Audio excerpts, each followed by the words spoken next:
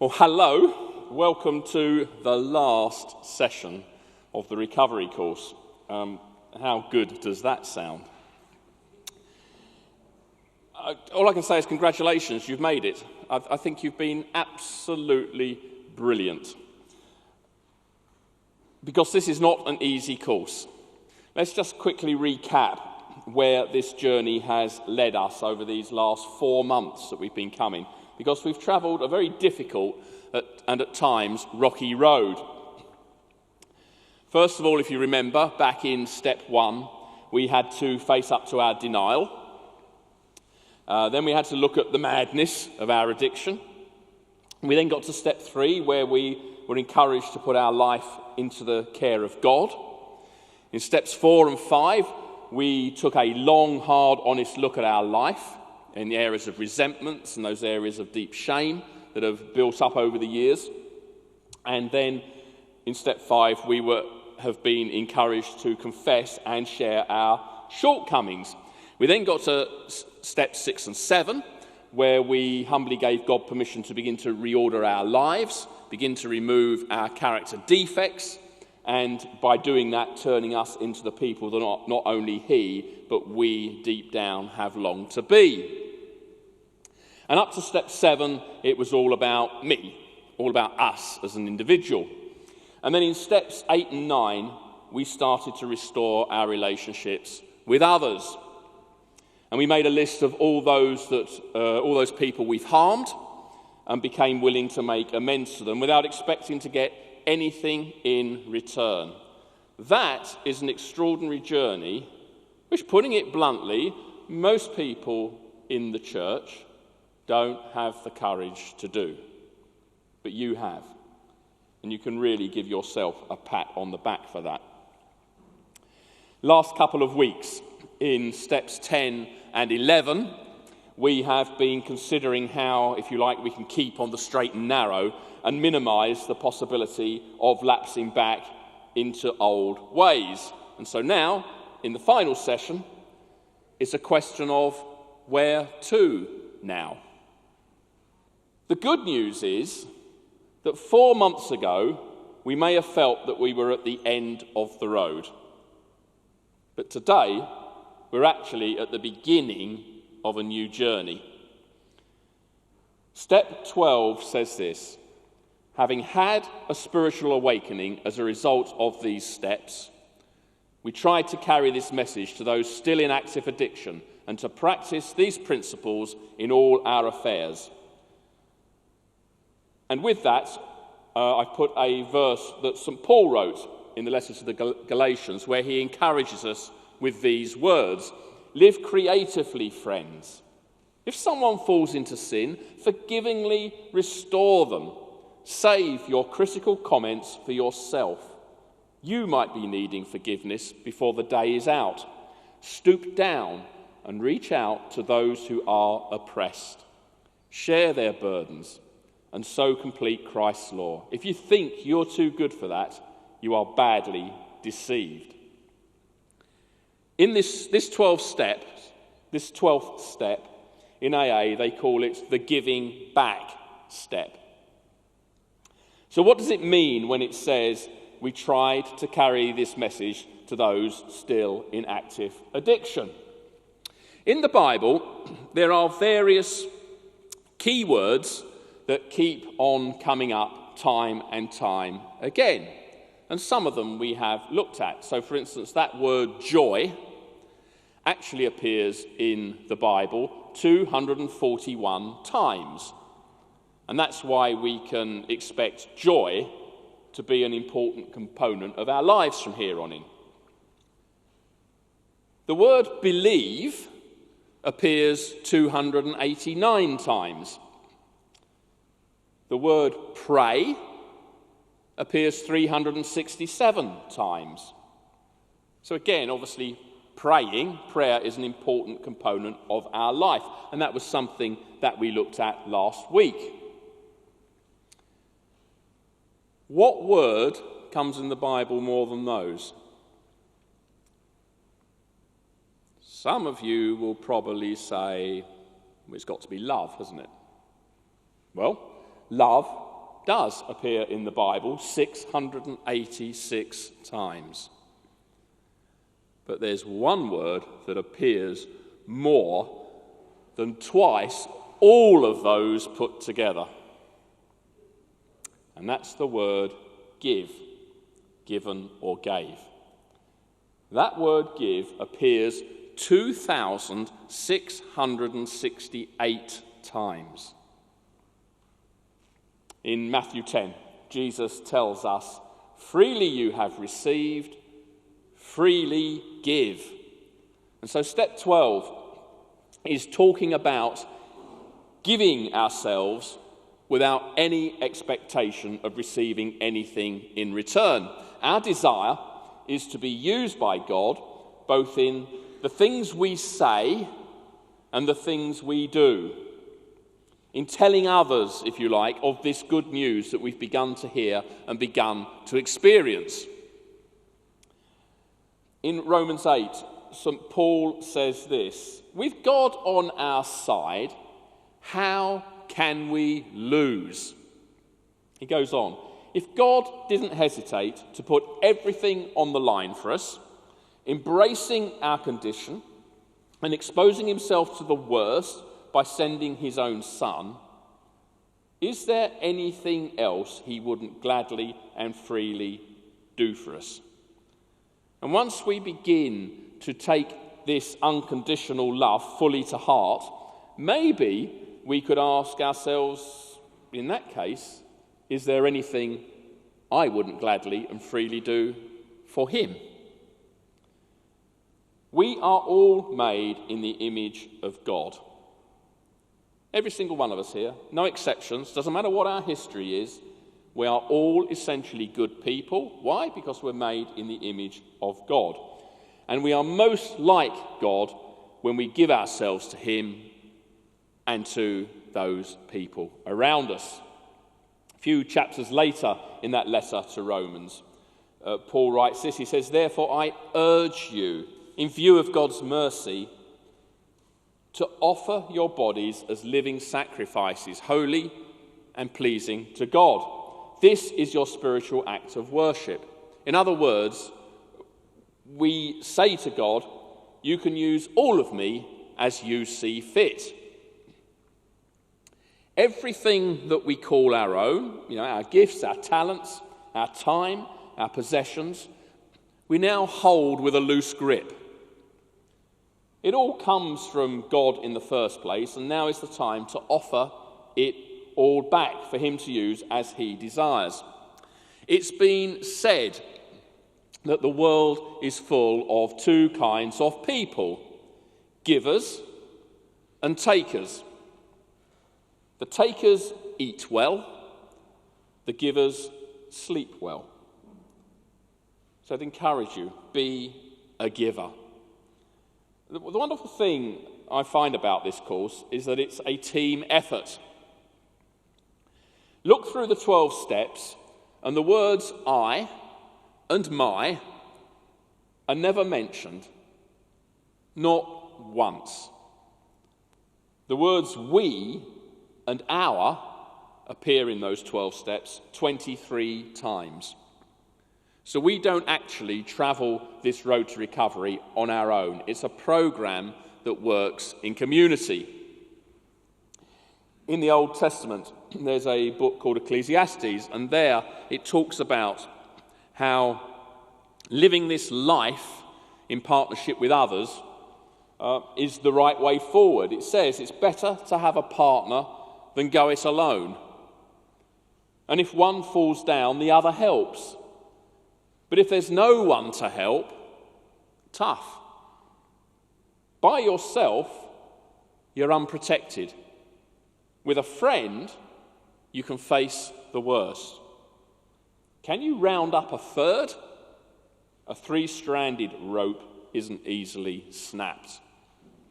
So, if someone asks you to help on the next course, why not think about it? Newcomers will be inspired and encouraged by the journey you are travelling. Your response to this suggestion might be, one of incredulity, and you say, look, hang on, my life is still a mess. I'm hardly sorted at all. How on earth can I be of any help to someone else? Well, it's actually dead simple. Because you may only feel as though you're a few hundred yards down the road to recovery, but that is still a few hundred yards down the road from the next person who comes on it and is starting at the beginning. And so people will be inspired by the stuff that you are beginning to, if you like, apply to your own life. I hope the one thing that you've learned over this last 4 months is that God never, ever wastes the tiniest part of our history, no matter how pointless and destructive we may have felt it was at the time. Some of us have been badly hurt, but the glorious truth is that God can use the most painful parts of our history if we let him. And he will use the stuff we have gone through in order to give hope to others who are going through the same living hell as we were. I think the amazing thing about hearing some of the stories that have been shared on this course is they're so encouraging. They give each one of us hope. Where will we be today if the people who'd shared their stories had kept it all to themselves? Probably in a very different place. In 2 Corinthians chapter 1, there's St. Paul again writes this: all praise to the God and Father of our Master Jesus. He comes alongside us when we go through hard times, and before you know it, he brings us alongside someone else who is going through hard times, so we can be there for that person just as God was there for us. Isn't that extraordinary? I don't know about you, I long to play God. Love the opportunity to play God. Unfortunately, I love to play God in inappropriate ways. What this verse tells me is, when I draw alongside another person who's struggling, I am playing God. He is doing it through me. He's, for some reason, has chosen to partner with every single one of us here. And the things he wants to get done only tend to happen when we say yes to his request. I'm prepared to do that. I'm prepared to draw alongside that person. That is an enormous privilege. And I don't mean that it can sometimes be a rather Christian cliche sense. Oh, what a privilege that we are serving the Lord. But it is a privilege that God looks at us, who are probably considered by most people who wear masks, as to be the dregs, the people on the fringes, the highly flawed people who really need to be kept at arm's length.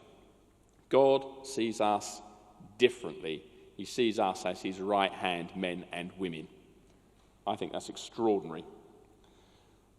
In our addiction, we have subjected ourselves, and especially those who love us the most, to a great deal of pain. And as we pressed the self-destruct button, we could see little that was good flowing out of us. Hopefully now we are beginning to experience the truth that again is expressed in this letter to the Romans that Paul wrote, where he writes this: and we know that in all things God works for the good of those who love him, who have been called according to his purpose. So nothing that has gone before is wasted if we're willing to give it away. When one thinks about serving others, it doesn't sound very appealing, does it? In fact, it sounds like a lot of hard work for very little reward. But as soon as we start, we actually begin to find that serving others is a real pleasure. And actually, it turns out to be far more pleasurable than serving ourselves, which is something I have done all my life. In fact, we can end up getting such a kick out of serving others that we can end up feeling a bit guilty that we seem to be getting more out of it than the person we are trying to serve. You will notice that the first few words of step 12 are, having had a spiritual awakening as the result of these steps. Now, we might comment at this point, well, I'm still waiting for my spiritual awakening. When is it going to happen? I mean, maybe my faith is probably not strong enough yet. Maybe I didn't confess enough things in step 5, and so on. No, note the past tense of this step.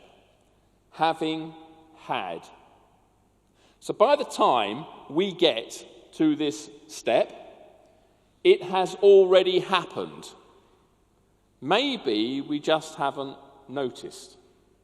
Maybe we're looking for the big explosive firework display, the big spiritual encounter, whereas in fact God often works in very quiet ways with us. Let me put it like this. I've heard it said that imagine you are in Paris and you decide to take the night train to Berlin. At some point, you will cross the border between France and Germany. Now, those who are awake will know the exact time they cross from one country into the other. But those who were sleeping will not have a clue. All they know is that they have woken up in Berlin. And so it is with faith in God. Some of us may be able to point to an exact place and time when we had a spiritual experience. But for most of us, we don't know exactly when we crossed the border. We just feel or know that we have arrived. And don't despise this quiet way of things developing. I've known people who've had, an amazing crash bang wallop experience. And they're absolutely motoring. 2 years later, they're nowhere. The novelty's worn off. They've moved on to other things. It was very much experience-based. I've known other folk who, in a sense, their spiritual journey's been a little bit more dogged, a little less exciting and inspiring. 20 years down the line, they're still there. They're still doing the stuff. And I know what I'd rather be. I'd rather be the person still doing the stuff than the person who looks back and says, oh yeah, I remember doing that once, but I've now moved on to other things. So we mustn't despise the small things. Ask yourself this. If you're doubting, well, have I had a spiritual experience? Have I arrived? Ask yourself this. What kind of person was I 6 months ago? At the point maybe I was really enslaved to my addiction. And the adjectives that we come up with will probably be none too flattering. So we'll think, well, I was selfish, hard, devious, uncaring, self-centered, lazy, and so on. And you probably couldn't see really any good about you at all. Now ask yourself this. We're 4 months on. What kind of person am I now? Now, some of us will still use adjectives that may still be quite negative. But in among them all, there probably will be attributes that we may have never used before to describe ourselves. Well, I'm probably a bit more positive. I'm honest. I'm happier. I think I'm probably a bit more trustworthy. I'm grateful. I'm more loving than I was. I'm probably a bit more fair-minded than I was. I'm more contented than I was. I'm more at peace. Now, these are attributes that we may have been strangers to even just a few weeks ago. Question is, where did they come from? Because they didn't just appear out of the blue. People talk about old people being older and wiser. Not the old people I've met. They're more grouchy, more irascible, pain in the neck. Not all old people, but many of them. We don't get better as we get older, by and large, do we? Our faults get bigger, and everything else begins to shrivel a bit, in general. So if you have begun to change and positive things have begun to happen, where have they come from? Maybe steps 6 and 7 are beginning to work. Maybe when we said that prayer, if you're up there, I would love it if you began to change me into the person I'm meant to be, that actually he's taken that word at face value and he's begun to do it. Maybe it's the result of God working within each one of us, slowly transforming us into the person that deep down we too are longing to be. If you're really honest with yourselves and you think that might possibly be happening, then in other words, we have had a spiritual awakening as a result of these steps, and that will continue to grow within you. The 12-step program has been called a bridge to normal living, and that bridge spans the chasm between the shriveled, suppressed people that we were, living in the half-light of our addiction, and the place we are finding ourselves in now, because the Bible describes all of us as children of light, who are becoming increasingly fulfilled, creative, and contented. We now find that actually we've got a growing circle of friends. Our consciences are clear. We're at peace with God and our world. We've been reconciled maybe to some who we thought we had fallen out with for life. And daily we are empowered to deal with the difficulties that this world throws at us. Once upon a time, all we could see were overwhelming problems. But now we're actually armed with solutions and fresh opportunities. Instead of living with fear and despair, we're now beginning to live a life with freedom, faith, hope, gratitude, joy, and peace. At all times and in all places, we have this loving God who is with us and for us. We're told we have his son Jesus who is guiding us and praying for us. The Bible's very clear that Jesus is constantly praying for us. That's astonishing. And finally, there's his Holy Spirit, who on a daily basis empowers us if we want him to. All we have to do is ask. It's madness, really, that we don't do these simple things. If we want to be empowered by God to change, the prayer, God, please send your Spirit on me now to change me, works. It isn't any more difficult than that. If we don't ask, we don't get it. If we do ask, we do get it. Sounds too good to be true, doesn't it? And it is too good, but it is also true.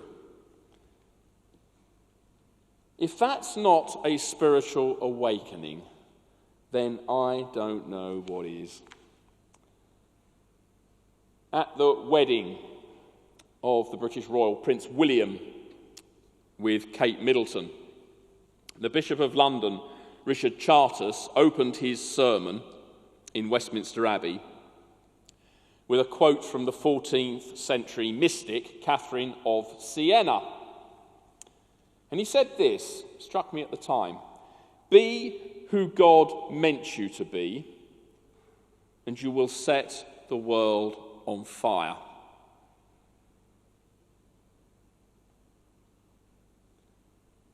Jesus did not die for you to pretend you're something that you're not. When we take off the mask, we will set the world on fire. Maybe our own little world, but it is our own little world that we'll set on fire.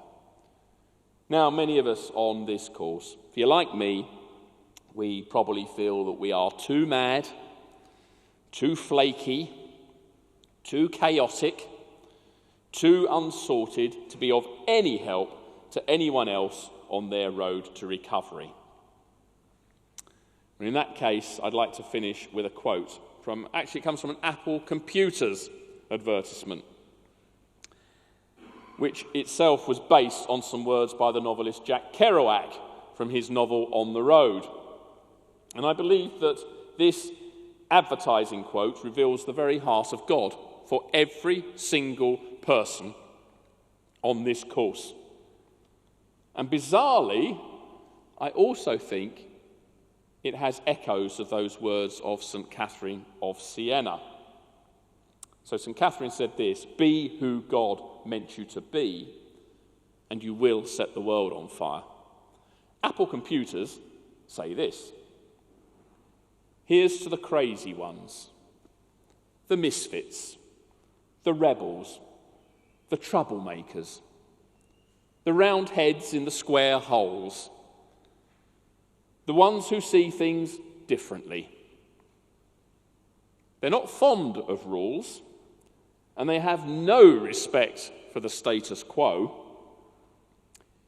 You can quote them, disagree with them, glorify or vilify them. But the only thing you can't do is ignore them, because they change things. They push the human race forward. While some may see them as the crazy ones, we see genius, because the people who are crazy enough to think they can change the world are the ones who do. You can help change someone else's world." That's it. I think you've been brilliant. The end. I want to clap you guys. Tea, coffee, small groups. Thanks ever so much.